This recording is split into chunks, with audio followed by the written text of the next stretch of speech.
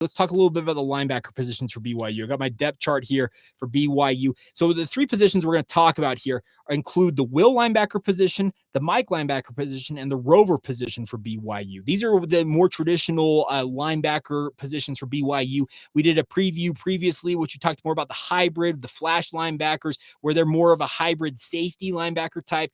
These are the true thumpers. These guys, they're going to line up behind that defensive line and are expected to come downhill on blitzes and run sets and just lay the wood to opposing running backs and hopefully get some pressure on the quarterback at the same time. The good news is for BYU at linebacker is you have a 100 tackle guy coming back for another season in Ben Bywater. Bywater was not listed as a starter coming out of training camp a year ago. A guy who missed the previous season due to a shoulder injury, was expected to probably emerge a little bit last year, but not to the level that he did because of the injuries suffered by both Keenan, Pili, and Payton Wilgar, and also you can probably add in the Chaz Ayu injury that allowed him to absolutely flourish. And he is currently listed as a starter at will linebacker. He is backed up currently by Jackson Kaufusi, who's been biding his time looking for a spot to play. Crazily enough, Jackson Kaufusi is now a redshirt junior at BYU, but Ben Bywater, I expect nothing less than him to be just an absolute stud for BYU this year. Will he get another 100 tackle season? Well, it probably requires somebody to get injured. You never want to say that for BYU, but he is going to be a critical part of BYU's defense. He is bulked up this year. Last year, I think they listed him at like 210 pounds. They currently list him at 6'3", 230 pounds as a redshirt sophomore. Bywater is a draft eligible prospect. I still think he needs some more seasoning before ultimately making the jump. But if he has another stellar season, who's to say that he doesn't see opportunity at the professional level and chase that? Now, we already talked about Keenan Pili. We mentioned his name. When he went down due to injury for BYU, the defensive production for BYU just trended down the rest of the season. He is back. I expect to be back full go for BYU. If he's limited in training camp, that's not a big deal in my mind because he's a proven commodity. He was racking up double-digit tackles every time he was on the field before getting injured for BYU last year. And at 6'3", 233 pounds, he looks like he is on his way to the NFL. I truly believe he has got the capability of being a starting caliber not offensive linebacker in the NFL. And if he goes out and proves it this year as a redshirt junior, maybe he considers making that jump due to the injury concerns, obviously, from that ACL he suffered a year ago. I love Keenan Pili's game. He is a guy who just plays sideline to sideline, plays with the ferocity and a tenacity you don't see from a lot of linebackers. He has just got the capability of making up for a lot of issues on BYU's defense. And you can look back at last season when he was on the field. Think of how good this BYU defense was because he was making up for a lot of deficiencies due to some injuries for guys like George Udo and Chaz Ayu. He made up for a lot of that. When he went down due to injury, the defensive production curtailed, and it went down even further alongside his fellow starter in Payton Wilgar. So you have Keenan Pili currently listed as the starting Mike linebacker, and then at rover, which is kind of the more strong side linebacker spot, Payton Wilgar is listed as a starter there at 6'3", 235 pounds. Wilgar is a guy that had double shoulder surgery. We heard about this at BYU Media Day, that he said he's back and feeling very, very healthy and feels like he'll be ready to go once training camp kicks off. He actually says that he feels as good as he's felt in quite some time. So I really think there is a huge opportunity staring him in the face. And I look at him as a guy that if he were to have the type of season he probably envisions himself having, he probably considers making the jump to the NFL. He's a redshirt junior as well. If COVID wasn't in the way, he would be a senior this year. But due to the COVID year, he has that extra year of eligibility to utilize. The nice part is the linebacking spots for BYU are going to be manned by true production machines.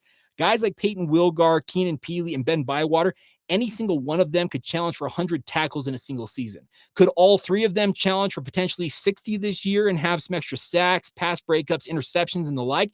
That would be very nice because that would make up for a lot of the things that BYU's defense was lacking towards the tail end of last year. They didn't have true run-stopping ability from this linebacking core. I don't know why the backups just weren't able to get the job done a year ago. The hope is they can do that this year. Some of those backups include Pepe Tanuvasa, who is currently listed as the backup at Mike linebacker behind Keenan Pili. He's a redshirt senior in his final go-round at BYU, 6'1", 245 pounds. I'm actually kind of stunned they took him off the defensive line. I thought he was a very good pass rusher for BYU, but in pass sets, who's to say they don't make him more of a hybrid stand-up pass rusher and give him the opportunity to come off the edge for BYU. I think he has got that capability. At the rover position, Tavita Gagne is back off of his own injury, 6'2", 225-pound redshirt junior. Gagne, I believe, also tore a knee ligament last year that cost him the entire season. So he's a guy that is a walk-on who has really emerged during his time at BYU, kind of worked his way up from the scout team to being a special teamer to really a guy that BYU last training camp, I remember hearing rumors about him making a move up the depth chart. Well, if you're on the depth chart now, that means the BYU coaching staff is high enough on your ability coming out of spring ball that they think you will be in the rotation. So I think there's a huge opportunity staring BYU in the face, especially these linebacker spots, because they have the opportunity to go out and reinvent the BYU defense. One other backup I want to mention here before I forget, it's Josh Wilson. Of course, the younger brother of Zach Wilson. He has been a standout for BYU. He hasn't been a standout for BYU. He was a standout at the high school level for Corner Canyon. He's been kind of biding his time at BYU. They list him as the third string backer behind Ben Bywater and Jackson Kaufusi at that will linebacker spot. I think a guy like Josh Wilson, this is the time for him to start to make his move because there are going to be guys like Keenan, Pili, Payton, Wilgar, Pepe Tanuvasa who are going to age out of the BYU football program, where a guy like Josh Wilson is a true sophomore for BYU. This is his time. Show what you can do in the limited reps maybe given to you early on in the season. But as the season goes on, if he continues to grow in his role, that is when he starts to really emerge. And then his senior seasons going into Big 12 play, could he end up as a starter for BYU? I absolutely think he could be. I love Josh Wilson's game. He's kind of one of those guys that you kind of he gets lost in the shuffle because he doesn't necessarily stand out physically. They list him at 6 foot, 215 pounds. But what I love about a guy like Josh Wilson, and of course his younger brother Michael Wilson's coming into the program, they have been trained well. They are playmakers.